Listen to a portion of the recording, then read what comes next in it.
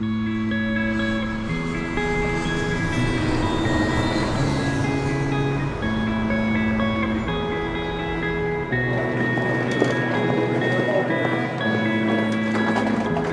suis quelqu'un d'hyper individualiste. J'étais hyper organisé, je gérais mon planning, mes priorités, mon sport, mon travail, ma famille. Et puis j'avais peu de temps pour les autres. En fait, j'étais assez loin de Dieu et j'avais tendance à penser que Dieu, c'était une invention des hommes pour se rassurer. Et que moi, j'étais assez fort et que j'allais réussir par moi-même et que j'avais vraiment pas besoin de ça.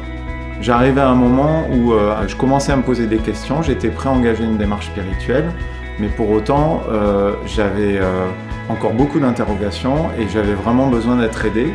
Et c'est ça que j'ai trouvé dans le parcours Alpha. Le parcours en tant que tel, construit autour des soirées et des petits groupes, ça m'a énormément aidé à avancer et à réfléchir aux questions qui étaient proposées. J'y suis allé une première fois pour voir et finalement, d'une semaine à l'autre, je me réjouissais de vivre à nouveau une soirée Alpha.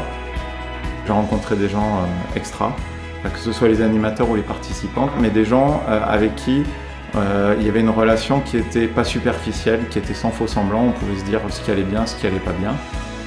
Le parcours Alpha, ça m'a fait rencontrer Jésus, donc forcément rencontrer Jésus, faire l'expérience de cette relation-là, ça a changé ma vie de bien des manières. Petit à petit, je me suis ouvert aux autres. Ce qui a aussi changé, c'est la prière. Aujourd'hui, je prie régulièrement et avec joie. Et puis après, petit à petit, ça m'a donné envie de continuer. C'est comme ça que j'ai eu envie d'animer un parcours Alpha.